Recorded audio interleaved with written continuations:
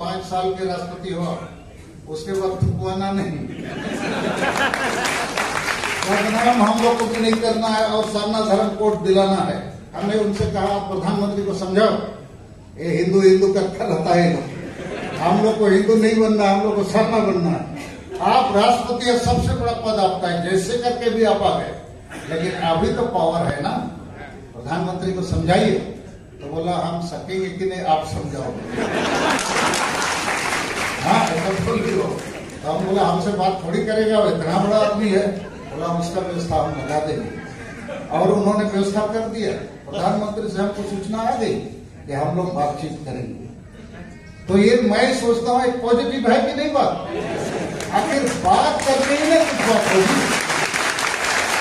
तो इसलिए अंतिम बात यही कहूंगा, हम लोग जितने भी सरना नाम से सरना कोड के लिए काम कर रहे हैं, एकजुट हो जाएं, और बाकी जो लोग आदिवासी धर्म क्या क्या मांग रहा है वो लोग को भी समझाएंगे, नहीं तो पिटना हो।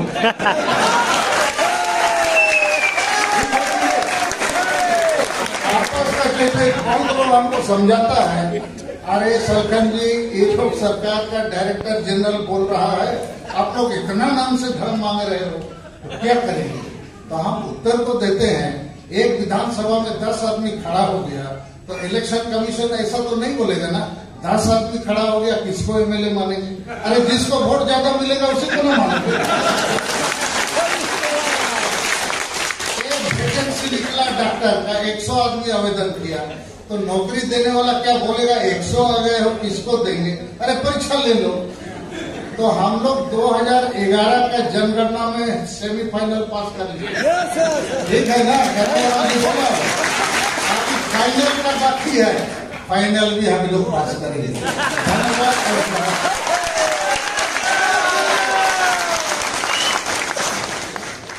हमारे अकबरगंज और उपस्थित भाइयों और बहनों, सबको हमारा जोहार।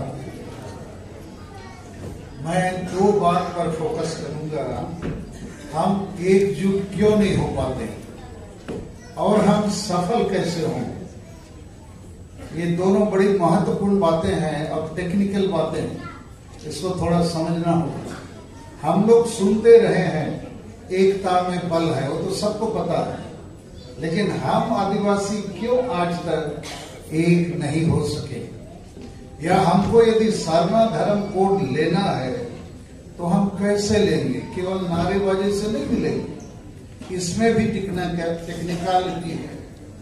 पहले हम सफलता का रास्ता क्या है, हम जो समझते हैं आपको बताना चाहेंगे। भारत एक पार्लियामेंट्री डेमोक्रेसी है, यहाँ 3 प्रकार से ही आप कोई बड़ी चीज को हासिल कर सकते हैं।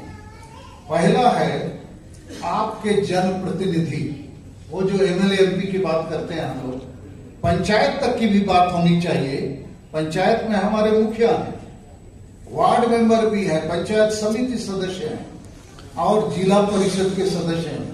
शेड्यूल एरिया में सब आदिवासी, हजारों की संख्या में झारखंड में हमारे जनप्रतिनिधि गांव-गांव में हैं। एमएलए एमपी भी हैं, मंत्री, मुख्यमंत्री, लीडर ऑफ अपोजिशन, राज्यपाल, अभी राष्ट्रपति भी हैं। क्या ये लोग हमारे लिए बोलते हैं? आप कहेंगे नहीं बोलते हैं, सही बात है, एक आध लोग बोलते होंगे, ज्यादातर लोग नहीं बोलते। तो यहां से यदि आपकी बात असेंबली पार्लियामेंट में नहीं उठेगी तो विचार कैसे होगा? तो ये पहली जगह हम फेलियर हैं, इसको मान लेना चाहिए, और रातों रात हम यहां परिवर्तन नहीं ला सकते। दूसरी जगह है जुडिशियरी, हाई कोर्ट या सुप्रीम कोर्ट, वहां भी हमारे लोग नहीं हैं, तो समझ लीजिए वहां भी आप फेलियर हैं, 0 है। तीसरी जगह है जनशक्ति।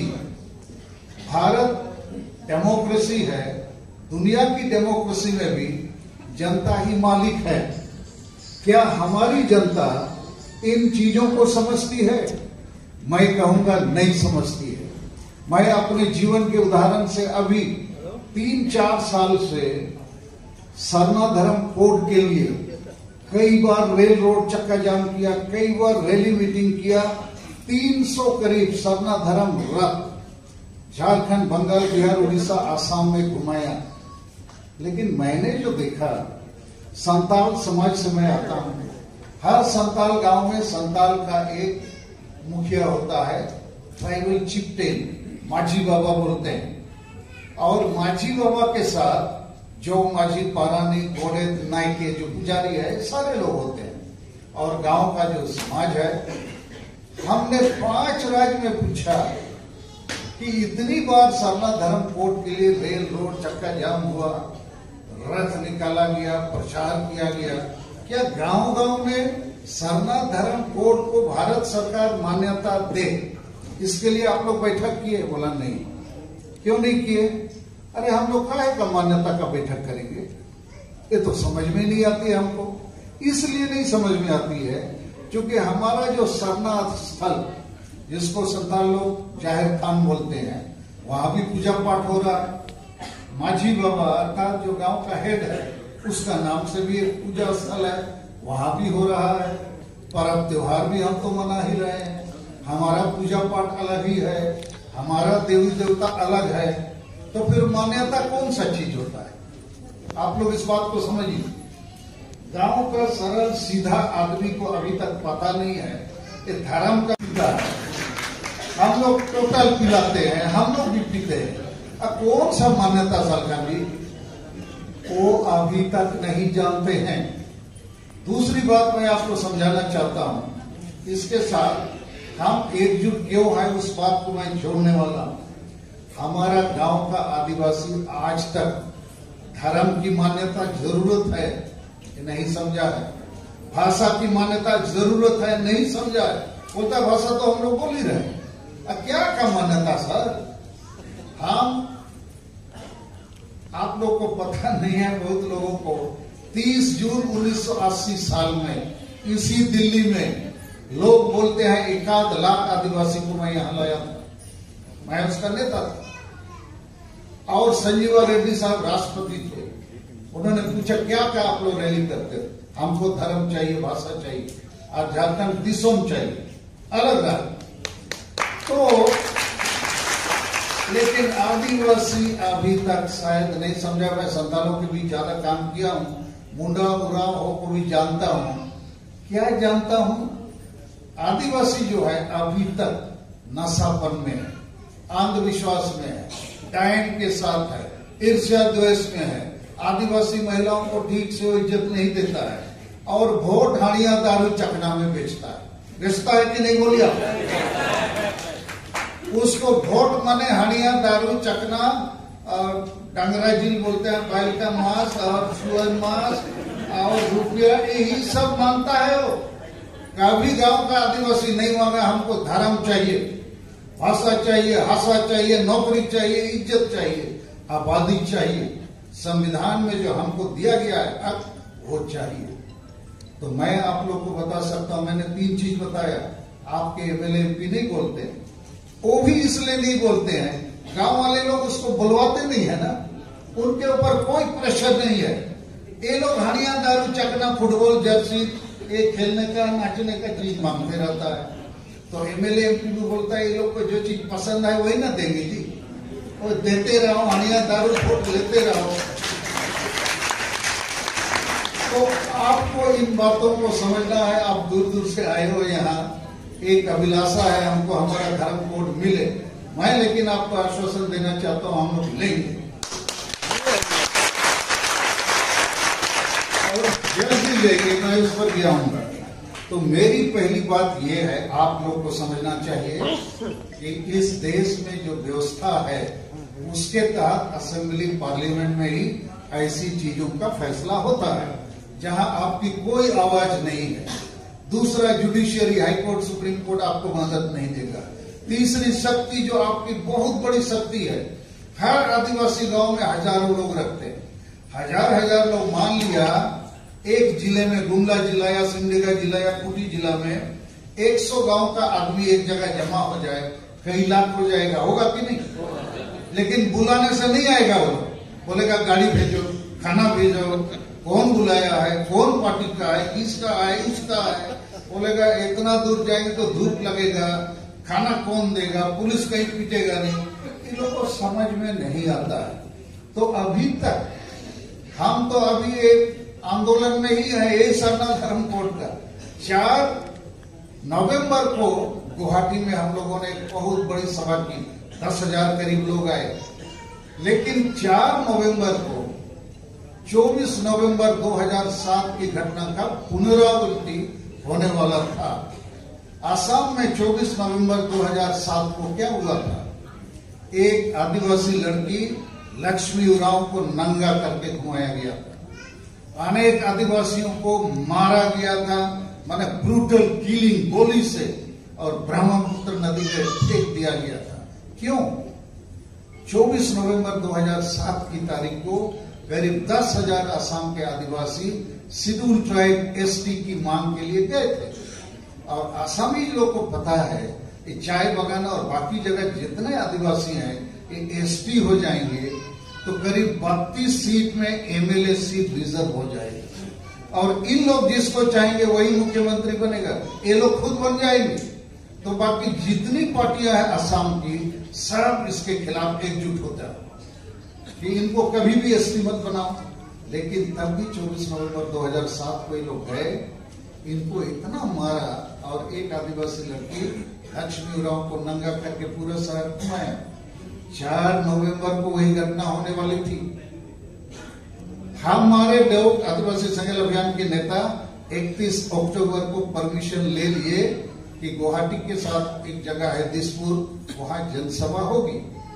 परमिशन मिल गया, लेकिन 5 जिला कोकड़ाझाड़, चेरांग, बक्सा, उदलगुड़ी, सोनितपुर, बक्सा को आजकल क्या नया नाम दिया है,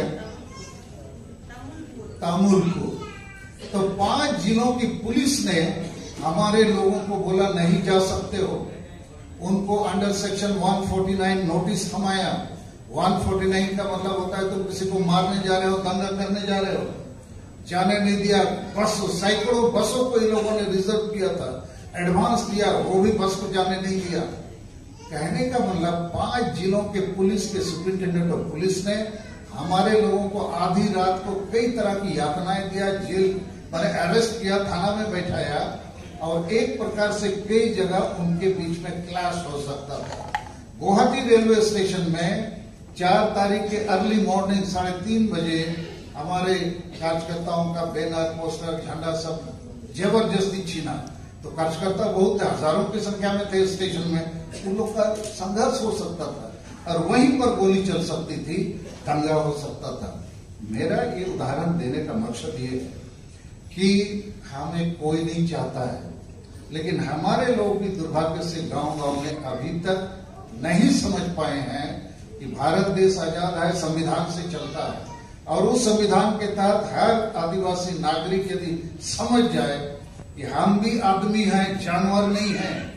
भारत देश के संविधान में मूल अधिकार के रूप में हम लोगों को धर्म का अधिकार, भाषा का अधिकार, जाति, शेड्यूल ट्राइब का अधिकार, जमीन का अधिकार, नौकरी का अधिकार, इज्जत का अधिकार, सब चीज का अधिकार दिया हुआ है।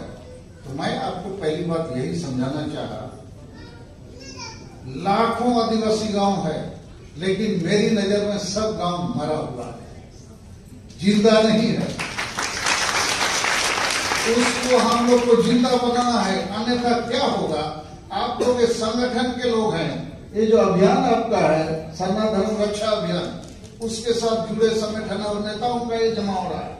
वैसे ही हमारा आदिवासी संगल अभियान के ही नेता लोग जुटते हैं, जनता नहीं जुटती है। आदिवासी जनता जुट जाए तो एक एक जिला में हम लोग लाखों लोग को खड़ा कर सकते हैं कि नहीं? तो इन 5 प्रदेशों में, और छत्तीसगढ़ मध्य प्रदेश को ले ले तो 7 प्रदेश, हम झारखंड, बंगाल, बिहार, उड़ीसा, असम में काम कर रहे हैं। छत्तीसगढ़ और मध्य प्रदेश नहीं जा पाते हैं, संताल उधर नहीं है। और मैं संतालों के बीच में इसलिए काम करता हूं कि मैंने संताली भाषा को 8वीं अनुसूची में शामिल करने का एक बड़ा आंदोलन शुरू किया था 1992 से, वैसे तो 80 से, और उसको काफी हद तक सफल बनाया। इसलिए हमारे संगठन और संपर्क के लोग वहां हैं, लेकिन समाज हमारे साथ भी नहीं जुड़ा है। समझ रहे हैं? समाज हानिया दारू हो अंधविश्वास डाइन के साथ जुड़ा हुआ। तो इस बात को आपको समझना है, और नहीं तो हम लोग नहीं सकेंगे। इसको आप समझिए इस प्रकार, मान लीजिए 7 राज्यों में 70 जिले होंगे जहां आदिवासी हैं, और हर जिले में कम से कम 1 लाख आदिवासी तो होगा ना जी। कहीं कहीं तो 5 लाख 7 लाख भी है। तो हम मिनिमम 1 लाख आदिवासी को ले लें तो 70 जिलों में 70 लाख आदिवासी हुए ना। ये कम साइड हम बता रहे हैं। 1 तारीख में 70 लाख आदिवासी अपने जिलों में खड़े हो जाए कि सरना धर्म देना होगा, नहीं तो रेल रोड चक्का जाम हो जाएगा कि नहीं। यही तो जनता की ताकत है। और हम कह सकते हैं कि भारत के संविधान के अनुच्छेद इतना में 25 में धर्म की मान्यता का आजादी का मामला है। हमें क्यों नहीं दिया जाता? हमसे कम लोगों को आप देते हैं, हमको क्यों नहीं देते? ये मौलिक अधिकार है, फंडामेंटल राइट है। और ये अधिकार अंतर्राष्ट्रीय स्तर पर भी जो इंडिजिनस पीपल्स राइट्स है, डिक्लेरेशन है, जो 13 सितंबर 2007 को दिया गया है कि दुनिया के आदिवासियों को भाषा का, धर्म का, जमीन का, जंगल का अधिकार है। तो मैं यही कहूंगा कि चलिए हम लोग इस आंदोलन में गांव को जगाएं और जोड़ें। जितने आदिवासी गांव हैं, यही सफलता का राज है। बाकी भीख मांगने से कोई नहीं देगा, ना बीजेपी देगा, ना कांग्रेस देगा, कोई नहीं देगा। जानता है आदिवासी लोग नाचने, गाने, दारू पीने, टाइम खोजने में ही लगा रहता है। हमको वो लोग जानते हैं। ये लोग बुड़बक टाइप का आदमी है। नेता भी बिका हुआ है, जनता भी बिका हुआ है। नेता करोड़ों में बिकता है और जनता 1-2 बोतल में बिकता है। भारत तो कुछ है नहीं ना। तो ये मेरी पहली बात आपके लिए है, और हम उस पर काम कर रहे हैं, बहुत जबरदस्त काम। उसके लिए मेरे पास समय नहीं है अभी बताने के लिए, लेकिन कभी हम बैठ के आप लोग को बताना चाहेंगे। संगठन से केवल काम नहीं होगा, संगठन को समाज में कन्वर्ट करना होगा। इसका एक उदाहरण केवल हम देंगे कि सती प्रथा हिंदू समाज में 200 साल पहले था कि पुरुष को मर जाता है एक्सीडेंट में, बीमारी से, तो उसकी पत्नी को जिंदा जलाया जाता था। एक शख्स राजा राम मोहन रॉय ने विरोध किया, अंग्रेजों ने मदद दिया, 1829 में कानून बंद हो गया। लेकिन वहीं तक राजा राम मोहन नहीं रुका, ब्राह्मण समाज बनाया कि ब्राह्मण लोग अपने समाज के लोगों के साथ बहुत अन्याय अत्याचार कर रहे थे।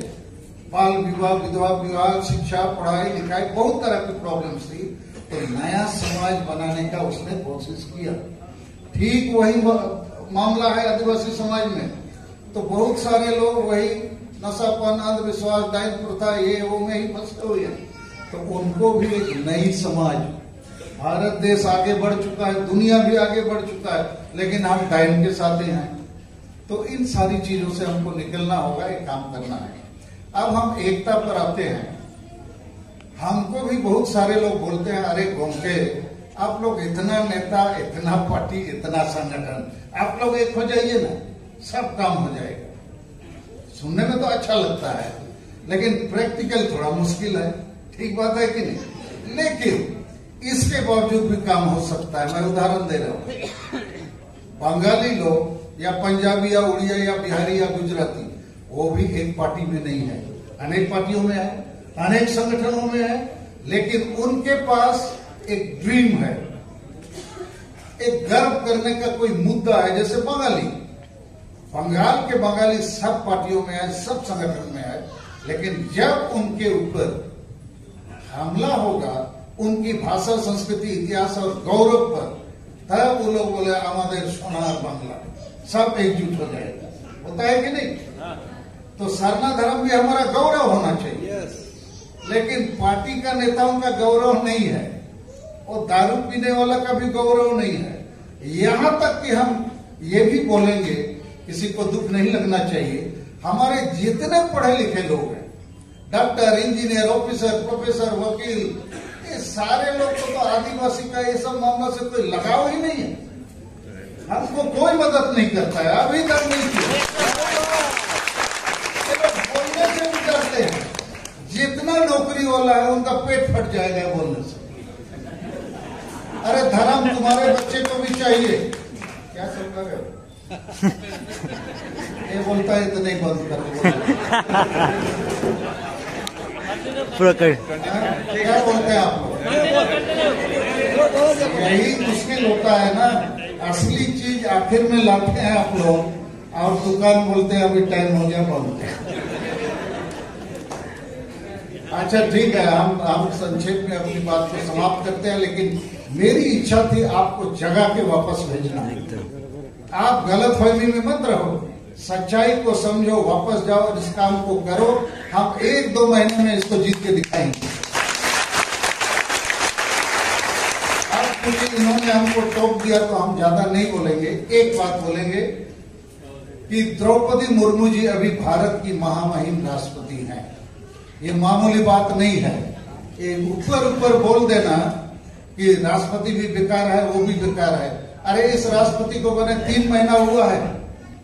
मैं उनसे हमेशा मिलता रहा हूं। जब हम मेंबर ऑफ पार्लियामेंट थे, वो एमएलए थी, मंत्री थी, राज्यपाल थी, तब भी हमारे सहयोग से उन्होंने CNT-SPD कानून को बचाया। ट्राइबल एडवाइजरी काउंसिल में 20 लोग होते हैं, 20 में एक रघुवर दास दिक्कू था, 19 आदिवासी था। 19 लोग भी यदि साइन करेगा कि CNT-SPD का गला घोटो, तो दिक्कू क्या करेगा? बात समझ में आती है आपको? 19 गुलाम आदिवासी बैठेगा और साइन करेगा। फिर उसी प्रकार झारखंड विधानसभा में सबसे ज्यादा आदिवासी एमएलए का सीट है 28। वहां भी यदि CNT-SPD कानून को गलत घोटने वाला कानून पास होगा तो राज्यपाल क्या करेगा? उसको तो साइन ही करना है। राज्यपाल तो रबर स्टंप का ही पद है, राष्ट्रपति भी, इसमें कोई शंका की बात नहीं है। जो चीज असेंबली और पार्लियामेंट में पास होगा उस पर राज्यपाल या राष्ट्रपति को एसेंट देना है। लेकिन द्रौपदी मुर्मू ने नहीं किया। 200 संगठन उससे मिले कि नहीं, इसका ऐसा होने से आदिवासी खत्म हो जाएगा। हमको एक दिन बुलाई, बोले ये तो सब लोग बोलते हैं खत्म हो जाएगा, लेकिन हम करें तो क्या? दिल्ली में भी बीजेपी सरकार, झारखंड में भी बीजेपी सरकार, और ये लोग बोल रहे हैं रोज साइन कीजिए। आप कैसे साइन कीजिए? हमने बोला आप साइन मत कीजिए। बोला कितना दिन तक नहीं करेंगे? बोला तो करवाएगा ही। हम बोला जितना दिन आप सकते हैं।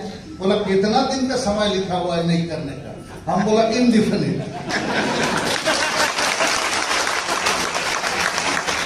लेकिन इसी बीच में हमने बहुत बड़ा आंदोलन खड़ा किया CNT-SPD कानून को बचाने के लिए।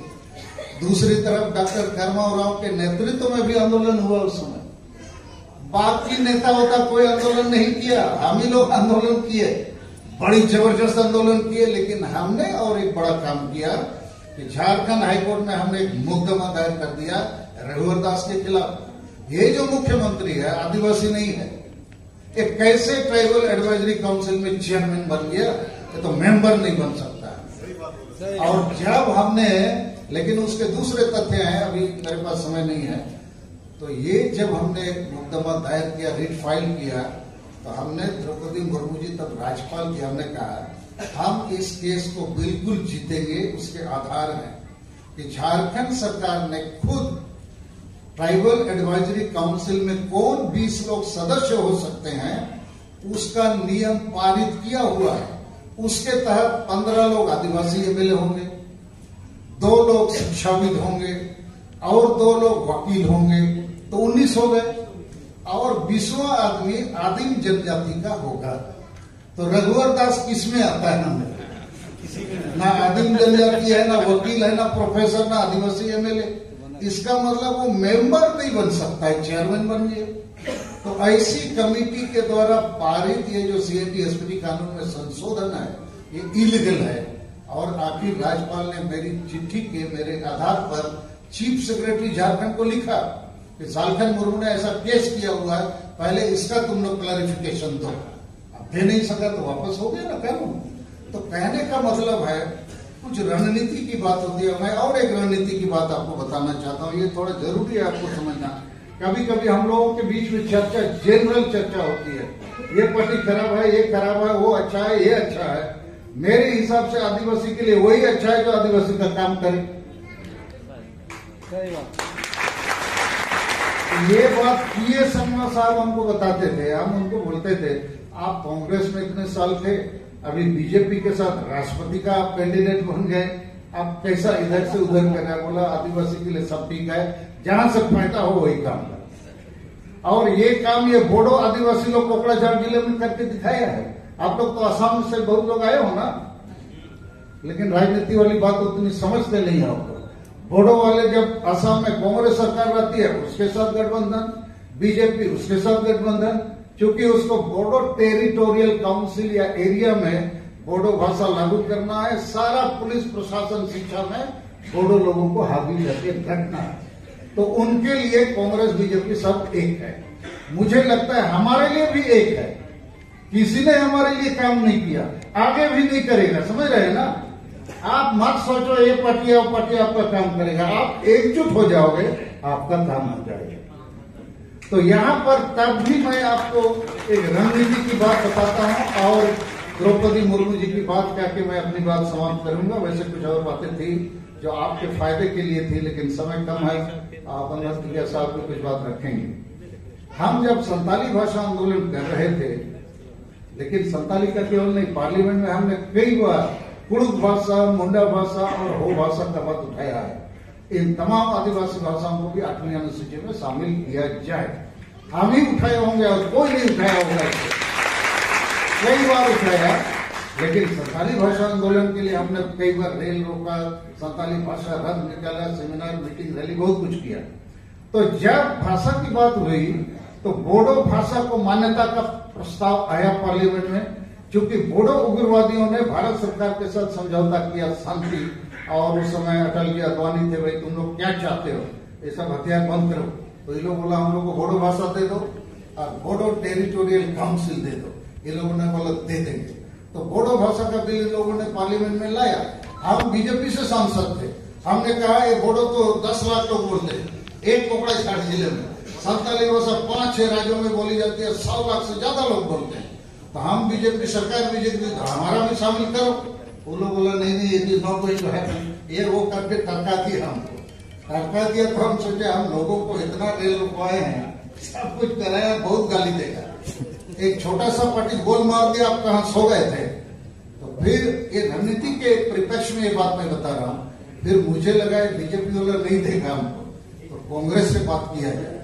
फिर मैंने कांग्रेस से बात किया, सोनिया गांधी को पटाया, समझाया। उस समय वो हिंदी नहीं जानती थी, इंग्लिश में हमको बोलना पड़ा और उसको हमने समझाया, मैडम इंग्लिश में बोला, मैं हिंदी में बोल रहा हूँ। ये बीजेपी सरकार जो है ना, बोडो का पास कर रहा, मेरा नहीं पास कर रहा, लेकिन पास होगा नहीं जब तक कांग्रेस पार्टी आप वोट नहीं देंगे, क्योंकि उसके पास 2/3 MP नहीं है, 2/3 मेजोरिटी, सिंपल मेजोरिटी है। तो आप कांग्रेस वाले साथ दोगे और बोल दोगे कि बोडो के साथ संताली लोग नहीं तो वोट नहीं देंगे, तो बोडो भी फेल हो जाएगा। तो सोनिया गांधी बोले तुम इतना जोर कर इस पर क्यों जोर दे रहे हो? वो थोड़ा समझना चाहिए। ये सालखन मुर्मू बीजेपी का प्लेयर इधर आ गया है, इसको पार्टी भी निकाल सकता है, लेकिन इतना जोर क्यों मार रहा है? तो हमने उनसे कहा, मैडम आई एम एन आदिवासी, likewise plenty of tribals are there in India, but we are not developing because we are not good in education, and we are not good in education because we are not being taught in our mother tongues. हम मातृभाषा में नहीं पढ़ते हैं तो शिक्षा में आगे नहीं है, शिक्षा में आगे नहीं है तो विकास में पीछे है। अब बंगाली, बिहारी, उड़िया लोग अपना अपना भाषा ले लिया है और आगे बढ़ रहा है। बाद में हिंदी इंग्लिश भी सीख रहे हैं, हम लोग को धोखा बनाया हुआ है। आप हम लोग को ये भाषा का मान्यता दे दीजिए, हम भी आगे बढ़ेंगे। यस बोला, वी विल गिव यू। और प्रिय रंजन दास मुंशी जिंदा था, बोला do according to Salkhan Murmu, जो बोल रहा है करो। तो देखिए रणनीति का बात है, बीजेपी और कांग्रेस दोनों को पटाया ना हम।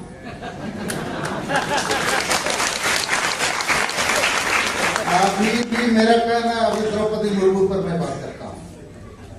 द्रौपदी जी से हमेशा मेरी बात होती रही है, लेकिन अभी 15 अगस्त को लाल किला से मोदी साहब ने भाषण दिया, बोला 5 संकल्प। 5 संकल्प क्या क्या है भाई?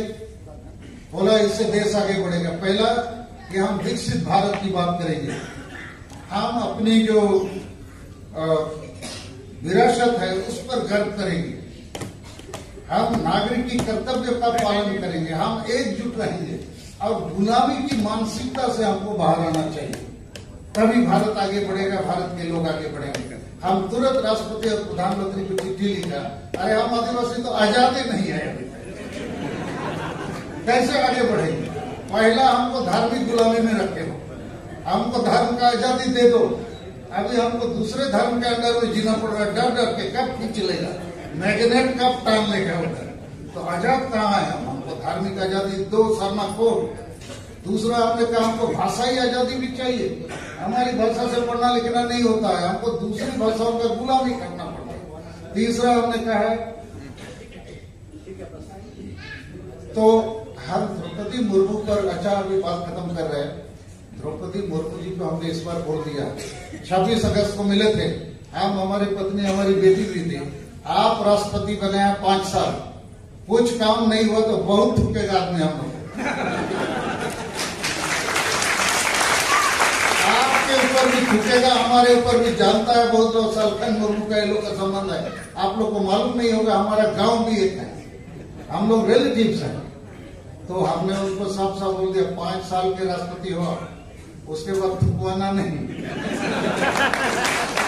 बदनाम हम लोग को भी नहीं करना है और सरना धर्म कोड दिलाना है, और भी बाकी बातें हमने कहा। तो उन्होंने कहा कि हमने उनसे कहा प्रधानमंत्री को समझाओ, ये हिंदू हिंदू का रहता है, हम लोग को हिंदू नहीं बनना, हम लोग को सरना बनना है।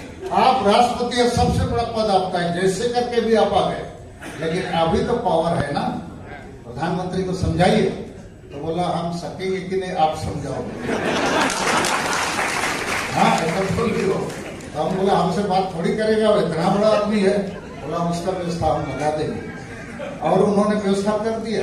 प्रधानमंत्री से हमको सूचना आ गई कि हम लोग बातचीत करेंगे। तो ये मैं सोचता हूँ एक पॉजिटिव है कि नहीं बात, आखिर बात करने ही में कुछ बात होगी। तो इसलिए अंतिम बात यही कहूंगा, हम लोग जितने भी सरना नाम से, सरना कोड के लिए काम कर रहे हैं, एकजुट हो जाएं, और बाकी जो लोग आदिवासी धर्म क्या क्या मांग रहा है वो लोग को भी समझाएंगे, और नहीं तो पिटना हो।